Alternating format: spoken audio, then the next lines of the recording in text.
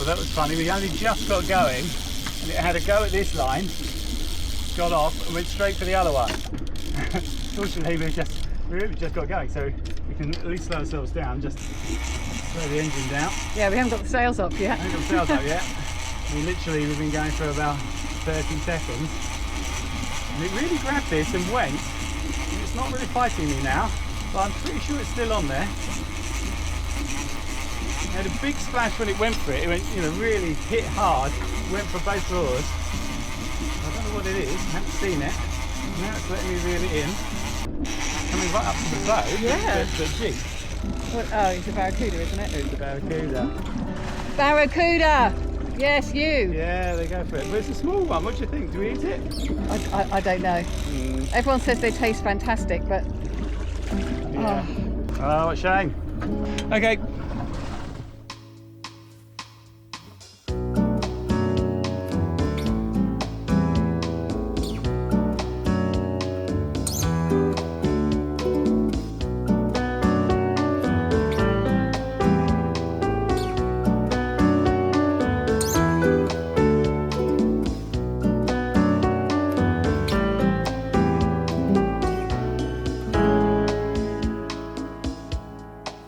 Hello and welcome to Eleuthera. And no, we didn't eat the barracuda. No, you can sort of take your pick, really, with fish out here and get the ones you want. There's so many of them. Fishing's easy, sailing not quite so much. Very shallow here. Yeah, and lots of reefs. I hope you like the film. Coming up, messing about in boats. The water just gets better. Testing our new anchor. Is the mantis as good as people say? And we have water. Finally, the Spectra is fixed. But what went wrong? If you've been following along, you know we've had our share of things go wrong with the boat over the last few months. We're sort of getting on top of that. One of the things we haven't actually talked about as yet, because we've been sort of deciding what to do really about it, is this. It's our swivel. It's an ultra swivel that we've had for 5 years. Now I should say, we have used it for 5 years and we're using it as liveaboard cruisers. And one of the reasons that liveaboard cruisers are really good at testing these sorts of things is we anchor every night. So, I mean, just in the last year and a half that we've been in the Caribbean and anchoring every night, that's a lifetime's use for most people. If you're just a weekend sailor and you anchor at the weekends, it's easily a lifetime's use just in the last 2 years. We've used this for 5, but it hasn't survived. It hasn't survived as well as I thought, and that's mainly because I thought it was 316L, and it's not. If you look actually in the information online, it's quite difficult to find, but you'll see it's actually 316 Ti. Now, if you've looked at the video that we did on anchoring, the Anchoring 101 video that we did many years ago, I interviewed a metals expert in that, and he goes into detail in you know the differences of these metals. Now, 316 Ti is not good in warm water, so Caribbean water, it's going to start getting corrosion, and that's what it's got. If I put it down here, we'll have a close-up look at what's happened to this. So some quite extensive pitting here and some really pretty deep crevice corrosion type holes in here, especially the bit that articulates against the side. Look how much that's eaten away in there, and some bits away from the edge as well. So a bit disappointed with that, but to be expected, I suppose, with a bit of 316 Ti underwater. But the thing I was actually more worried about than the corrosion was this. The pins in this are just held in with red Loctite. They supply a bit of red Loctite when we put them in. I actually showed it when we did the construction of this one. I've taken it apart a couple of times since then, and obviously red Loctited it every time I've put it back in again. And I do check it. In the manual, it says you should check it once a year. More if you're anchoring all the time. I check mine every 3 months, sometimes more. And this was checked a couple of months previously and checked by a yacht surveyor as well, because we had a yacht surveyor in the Cayman Islands go through this boat top to tail for insurance purposes. So we knew this was tight at that stage, but less than a month later, it was backing out. So yeah, that's not what I would expect. And I did report this back to Ultramarine, and since we're this side of the Atlantic. I did it to Ultramarine West, and I have to say I haven't had the good response from them that I've always had with Europe. Europe have been brilliant at wanting to know what's happening with the gear and being, very responsive. Here they just sent me back an email saying statistically it never happens. Well, I don't think the boss there understands statistics, because I just told him it just happened to me, so it does happen, and it happened to this, so I won't be using that again. I'll show you what we're going to use instead. And it's this, the Mantis swivel. It's design that I've always liked. And the reason I like it is this: it does articulate in both directions. Obviously the chain link will go in there and articulate in that direction fully. And for those of you who want all the details, we have a video which shows everything on our Patreon site. But for now, back to the sailing. We're heading from Nassau to Spanish Wells, further up the island chain in the Bahamas, but we have light wind, so we're doing it in hops.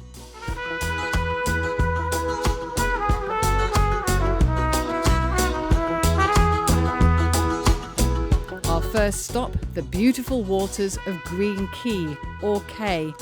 Both pronunciations are correct, apparently. Anyway, it's amazing. Excellent diving and the best coral fans we've ever seen.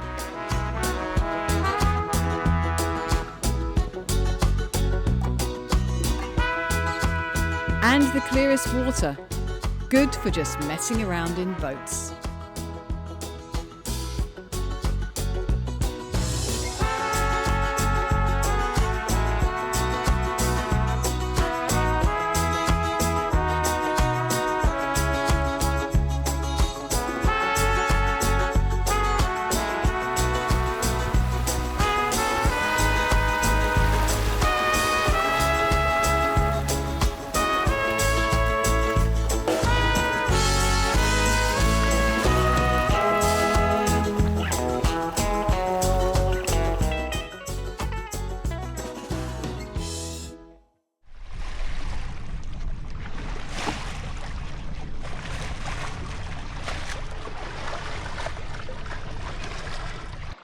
Okay, we've got a nice slow sail going on today. A few bits falling off our sail actually. The sun's got to some of the glue, I think, so I'll sort that out next time we have it down.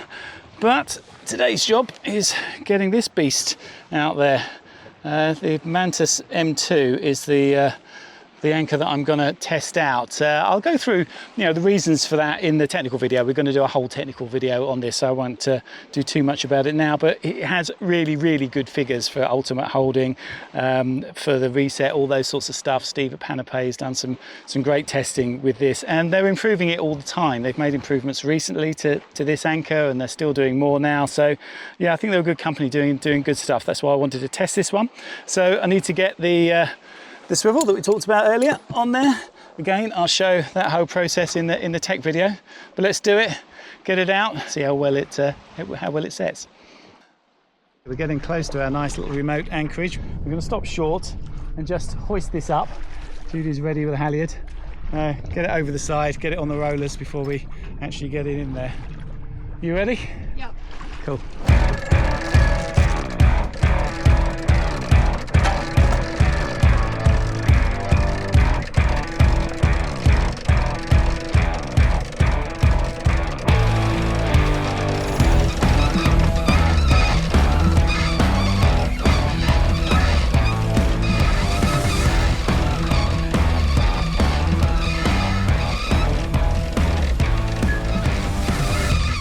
In an ideal world, you'd swap anchors in a marina, but we find that flat sea with very little wind is almost as good.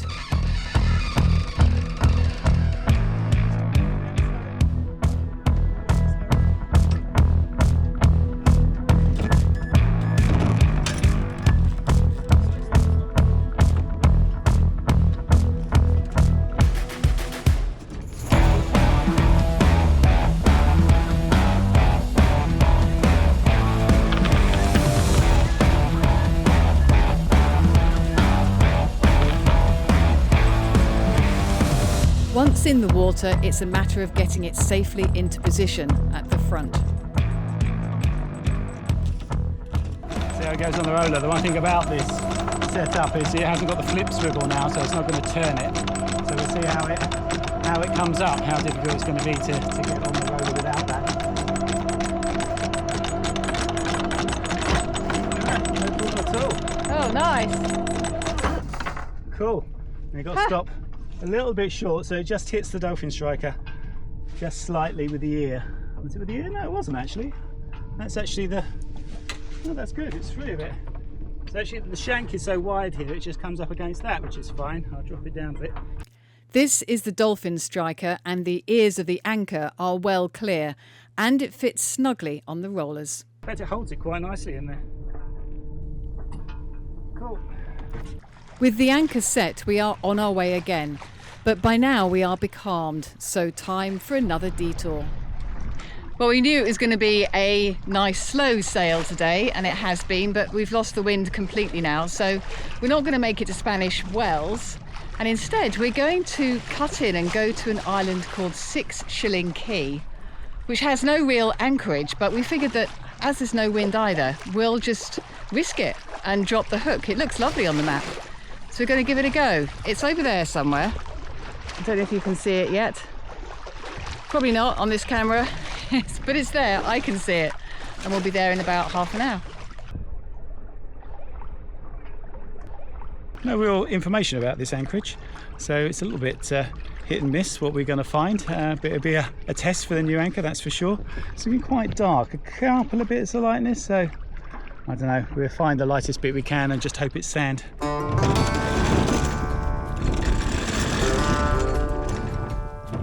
The first drop turned out to be rock, but it didn't take long to find a good holding.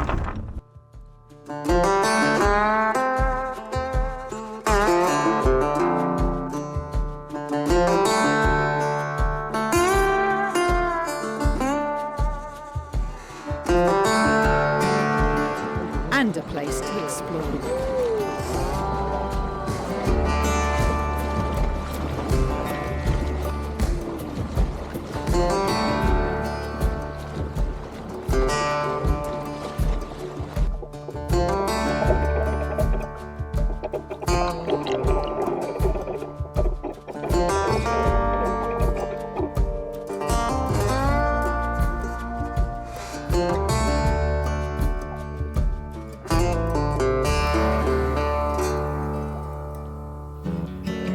And now the anchor test.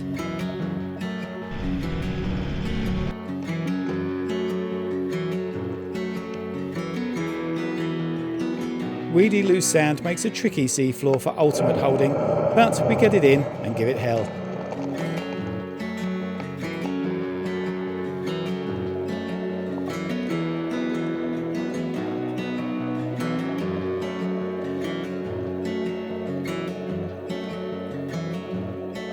Sets and resets, snatch loads, we really use Fair Isle's weight and muscle. Go on, really put it, everything.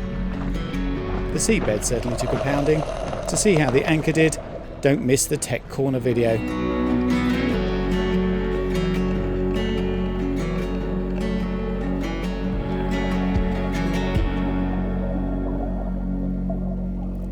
Success with the anchor, now back on the boat for Steve's nemesis, the water maker.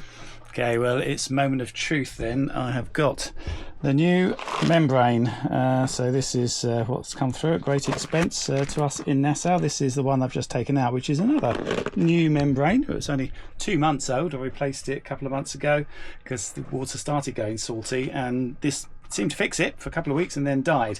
No one thought it was the membrane to begin with. I thought, well, yeah, a new membrane, it's very unlikely to die like that.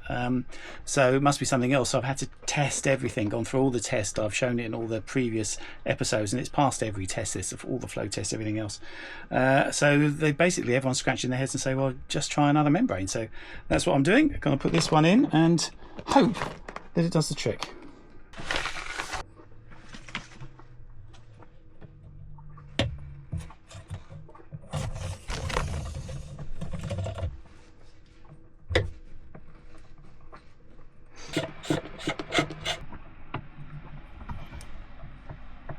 The moment of truth.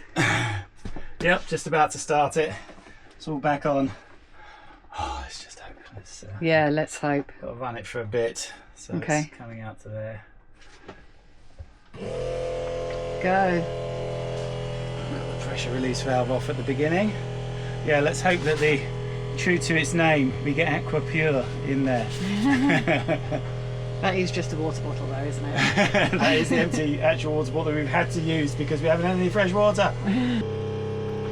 Water is coming through and the pressure is good. Yeah, that's how it should be. A test.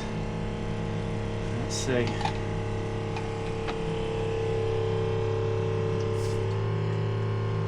Yeah, it's not perfect, but that's fixed. I mean, it was getting thousands before, well up into the thousands, so that you don't taste it at that level. Hopefully when you run it, it'll get even better than that.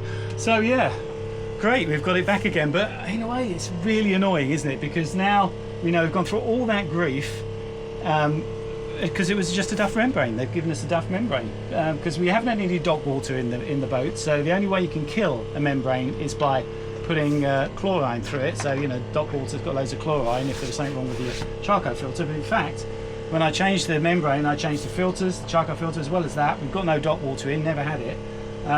It lasted a week and then died. So faulty membrane is what it is. I will be writing to them and asking for my money back. We will let you know at the end what they say. With fresh water in the tanks, we are celebrating and finally ready for our last leg up to Spanish Wells. It takes some navigating, and here's a tip we learnt from our friends Heidi and Franny. You can configure navionics to show shallow water by colour. So going into Spanish Wells, it is very shallow. I've got the charts up here, I'll show you. All this orange up there is something that you set in the fishing settings for depth. So hit the menu, scroll down to map options, then all the way down to fishing ranges. Toggle the switch and set your range. We want everything under 2 meters to be coloured orange. And it's useful for something like this because I've set it for 2 meters. All this orange stuff is 2 meters. Obviously it's 2 meters at lowest tide. We are going through almost at high tide. Because our draft is 2 meters. Because right? our draft is 2 meters, yeah. And yeah, we've just come through onto the line now. This is the recommended line, so that sort of got us through. We've got half a metre underneath us.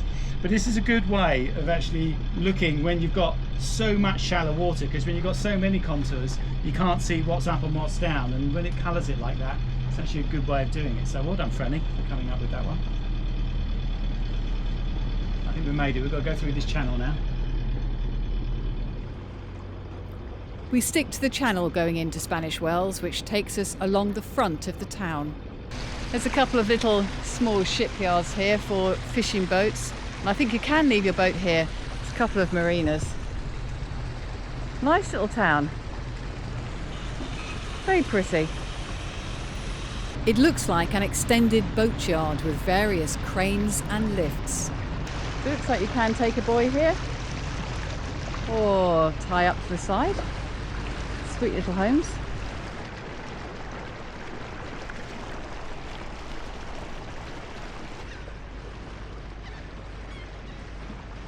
Feels better to be in the channel. It does. Deep water, all 1.2 metres underneath us. Ah. So it reminds me of coming out of Chichester Harbour, this does. It's a long, thin channel. Got stuck in there a few times coming out and going back in. Soft mud though, soft sand here. We anchor and then dinghy back to look around. Oh yeah, lots of docks. Private, that one. There are some lovely wooden houses, new and not so new, with a beautiful view of the creek and beyond. The dockside caters for tourists, but really it's for boats and boat owners. So it's strange, there's not many places like this that have a sort of an industrial seafront, as it were, creek front, that's really what it is. But look, it's great, and they've got some excellent things here. So this is just a hydraulic lift. You can take your whole cat up with it. We're doing the underneath of that one as we came past on the way out. But yeah, very quick, easy way of doing it.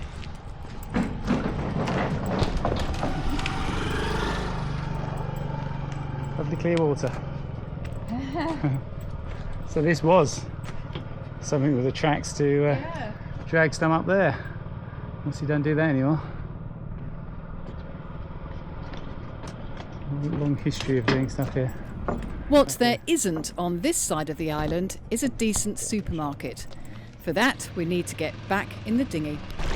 So we've come up the coast from where the boat is. Not a bad little trip to the supermarket, this. It's amazing. It's another world, isn't it? Yeah, So beautiful. fantastic water. I don't think I've ever seen anything quite so turquoise. Yeah. Just lovely. The supermarket is somewhere up there inland, so we're just going to beach the dinghy there and see if we can find it. Getting shallow though. Yeah, it is. Lift the engine. I think we can walk through here. One of the good things about having a small dinghy is we can just lift it onto the spit and leave it while we go shopping. Spanish Wells Food Fair. Good supermarket, actually. Yeah, not bad, not bad. The ship's supposed to come in yesterday, but I don't think it's unloaded all of the veggies, so there's a No. bit scarce of veggies.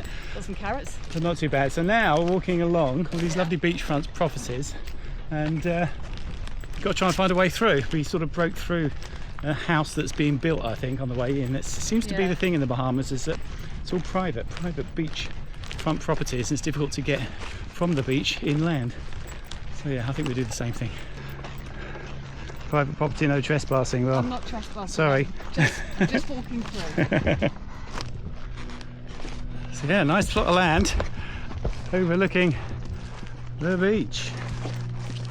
Dinghy's still there though, out on its sand spit. It's lucky it can get any higher. I'm going to walk through this time. I think it's a bit deep. Really? Let's walk through the edge bit. I need to cool off. Oh, it's not going to cool you down, is That it? is actual hot water. It's like a bath. Yeah, I'm going to go around. It's cooler out of it. You're lucky. The tide has come up. Almost reached the dinghy. I think this is as high as it gets though. It's pretty much high tide now. I think that's the best fun I've ever had going shopping. Okay, I'm just coming around to the bow of the boat because I didn't notice when we were changing the anchors over the other day that this roller here is cracked. You can see in there it's sort of come apart one side and attached to the other, so I'm hoping I can glue that back together. This is something we had made in Turkey, both of these rollers here. I should have got an extra one made because they're very cheap to do, and you can't get them. We can't buy these things. You can't buy rollers that big. You can find them anywhere. And yeah, if we go back to Turkey, I'll certainly get some more. But for now, I'm going to glue that, and I want to actually file them out a little bit as well, because I've found that the actual inside slot, what you have in this, is sort of two slots, an inner one and an outer, so that the chain just sits in it perfectly like that. But the inner slot is exactly the same size as the steel in the mantis anchor, so it actually gets a bit stuck in there. When I went to release it, it didn't move, and it should have just rolled straight off. I mean, the good thing about this is it sort of when the anchor's there, it tilts down and just releases the anchor. But yeah, it was just stuck, so they couldn't roll. So yeah, I'll take it off, file a little bit off them, grease them up. It's worth doing every now and again anyway. I sort of do it periodically, take these nuts off and red loctite them back on along with everything else up here, so I get it all done at the same time. I tried to position the dinghy below to catch any falling parts. Luckily, this time all off safely. And while the glue's setting on the roller in the vise, time for a spot of fishing.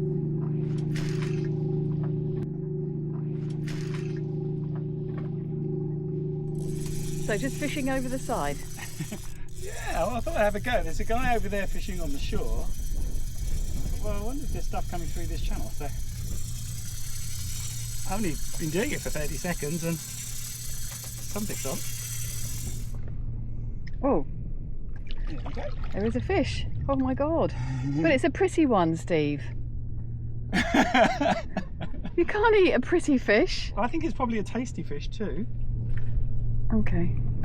Let's see. What are you then? It was a grouper and very tasty. We had fish tacos. Yeah, I'm going to do a bit more fishing at anchor, I think, with that rod. It's good fun. And here in the Bahamas, it's great because you tend to be in the slightly deeper water and there's current running between, so you get the fish in there. It's good for testing anchors as well, lots of swinging around. Yes, it is. And we'll test the anchor on different seabeds as well. We hit a rock. Nothing is going to anchor on a rock, but I think it did really well on the soft sand. I was impressed. Yeah. I mean, that snatch load was a huge amount of force on it, but it's got such a big surface area, so its ultimate holding's great. That's why we did that test, and it really came through that well. Did. But the big news this week, of course, is the water maker is back and running. It's fixed. I'm so pleased. I missed it. I mean, I have to say, I really missed it more than I thought I would. It really was a pain losing that when we did in Cuba. But it's one of those things. It's not a fault with Spectra itself because it's a membrane. It's a third-party thing. Spectra don't make membranes. This one's actually called a Spectrum, and it came from Sailfish Marine in the Isle of Wight, which is sort of the cheapest way that we could get it. It was a good way of getting it, and if it had worked, it would have been brilliant. Now, that it failed, it's meant that we've had to spend a fortune getting one in from Nassau. But Sailfish Marine have said they will give us their money back as soon as they get the membrane back. So we've got to send it back to the Isle of Wight. Not easy. Not easy. Anyway, there you go. So that's the story now. But I am loving the Bahamas. I have to say, it has captured my heart as people predicted it would. Yeah, the further away you get from Nassau, the better it gets, which is what everyone said. So yeah, we're liking it. But the clock is ticking now because hurricane season, and we've got to move on. Yeah, so we're heading further north, keeping going up the chain, and then we'll be crossing to Bermuda with our weather planner. Yes, Chris, we've got Chris Parker. I'm going to sign him up to try and get us a good weather window over, and sort of compare that to what we're getting for Predict Wind, because I'm using the full pro version of that as well. It'd be quite interesting to see sort of what we come up with. So that's our future. That's coming up next week. Thank you to our patrons, thank you to our subscribers, and thank you for watching. Thanks for watching.